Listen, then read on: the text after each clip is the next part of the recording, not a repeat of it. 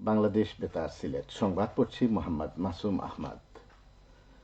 স্বাস্থ্য ও পরিবার কল্যাণ মন্ত্রণালয়ের উপদেষ্টা মিজ নুরজাহান বেগম একদিনের সফরে আগামীকাল সিলেট আসছেন। সফরকালে উপদেষ্টা সকালে কোম্পানীগঞ্জে বর্ণী কমিউনিটি ক্লিনিক ও কোম্পানীগঞ্জ উপজেলা স্বাস্থ্য কমপ্লেক্স পরিদর্শন করবেন।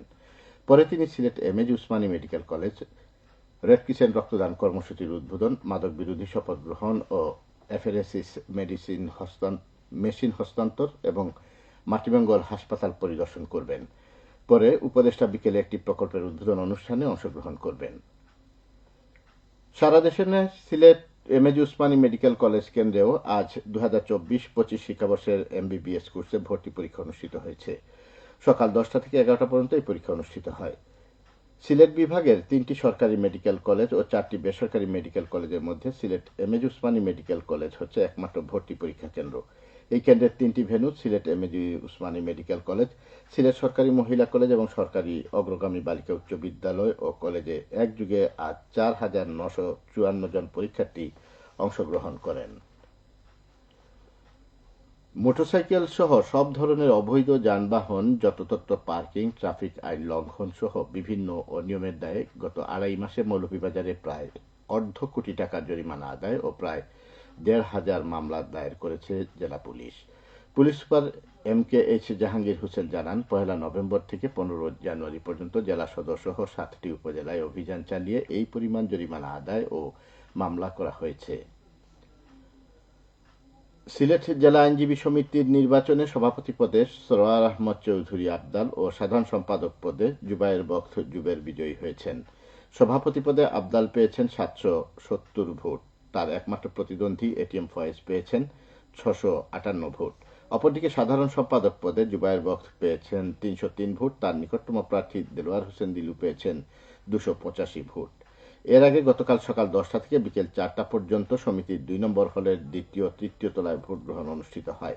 বিকেল থেকে ভোট গণনা শুরু হয়ে রাত ভর গণনা শেষে আজ ভোর 6টায় বেসরকারি ফলাফল ঘোষণা করেন প্রধান নির্বাচন কমিশনার অ্যাডভোকেট সৈয়দ মোহাম্মদ তারেক। এ সময় তাকে সহযোগিতা করেন সহকারী নির্বাচন কমিশনার এম আব্দুল করিম আকবরী ও জামিল আহমদ। নির্বাচনে 26টি পদে 65 জন প্রার্থী প্রতিদ্বন্দ্বিতা করেন। প্রাথমিক শিক্ষার কার্যক্রম প্রসারে যোগাযোগ ও সামাজিক সমাবেশন এর জন্য কর্ম পরিকল্পনা প্রণয়ন বিষয়ক 2 দিনব্যাপী কর্মশালা আজ থেকে সিলেট পিটিআইয়ে শুরু হয়েছে। সকালে প্রাথমিক শিক্ষা অধিদপ্তরের তথ্য ব্যবস্থাপনা বিভাগের পরিচালক মোহাম্মদ লুৎফুর রহমান এর উদ্বোধন করেন। এতে কর্মকর্তা, শিক্ষক, এসএমসি, পিটিএ, এনজিও প্রতিনিধি ও শিক্ষা গবেষকেরা অংশ নেন। এক্সপ্রেশন লিমিটেডের পরিচালনায় এবং ইউনিসেফ বাংলাদেশের সহায়তায় প্রাথমিক শিক্ষা অধিদপ্তর এর আয়োজন করে। সিলেটের জৈন্তাপুরে তারুণ্যের উৎসব উদযাপন উপলক্ষে কুইজ ও বিতর্ক প্রতিযোগিতা অনুষ্ঠিত হয়েছে। গতকাল উপজেলা প্রশাসনের আয়োজনে হরিপুর বহুমুখী উচ্চ বিদ্যালয়ে এই বিতর্ক ও কুইজ প্রতিযোগিতা অনুষ্ঠিত হয়। প্রতিযোগিতায় উপজেলার 3টি স্কুলের শিক্ষার্থীরা অংশ নেয়। মৌলভীবাজার পৌরসভার কোর্ট রোড থেকে আরামবাগ ভায়া কাজিরগাঁও সরকারি পুকুর পর্যন্ত 2.5 কিলোমিটার রাস্তা উন্নয়ন ও উভয় পাশে ড্রেন নির্মাণ কাজ এগিয়ে চলছে। এতে ব্যয় হচ্ছে প্রায় 3.5 কোটি টাকা। ইতিমধ্যে প্রকল্পের 50% কাজ শেষ হয়েছে। বাকি কাজ আগামী বছরের জুন মাসের মধ্যে শেষ হবে বলে আশা করা যাচ্ছে। তৃতীয় নগর পরিচালনা ও অবকাঠামো উন্নয়ন প্রকল্পের আওতায় মৌলভীবাজার পৌর প্রকৌশল অধিদপ্তর তা বাস্তবায়ন করছে। এবারে শুনুন কৃষি সংবাদ। অন্যান্য বছরের চেয়ে চলতি রবি মৌসুমে অধিক পরিমাণ জমিতে সরিষা আবাদ করা হয়েছে মৌলভীবাজারে। জেলা কৃষি সম্প্রসারণ অধিদপ্তর জানায়, সরিষা চাষ লাভজনক হওয়ায় কৃষকরা এই ফসল আবাদে আগ্রহী হয়ে উঠছেন। চলতি মৌসুমে জেলার 7 উপজেলায় 6,698 হেক্টর জমিতে সরিষা আবাদের লক্ষ্যমাত্রা নির্ধারণ করা হয়েছিল, কিন্তু লক্ষ্যমাত্রার চেয়ে 165 হেক্টর বেশি জমিতে সরিষা আবাদ হয়েছে। লক্ষ্য বাস্তবায়নে মাঠ পর্যায়ে কৃষকদের মধ্যে বিনামূল্যে সার, কীটনাশক ঔষধ সহ প্রয়োজনীয় পরামর্শ দেওয়া হচ্ছে।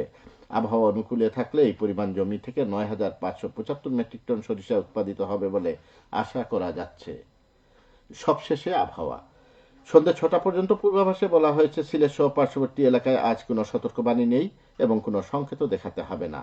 আজ সিলেটে সূর্যোদয় হয়েছে 6টা 39 এবং সূর্য অস্ত যাবে সন্ধে 5টা 26। সংবাদ শেষ হলো। আমাদের পরবর্তী স্থানীয় সংবাদ প্রচারিত হবে সন্ধে 7টায়। এতক্ষণ শুনলেন স্থানীয় বাংলা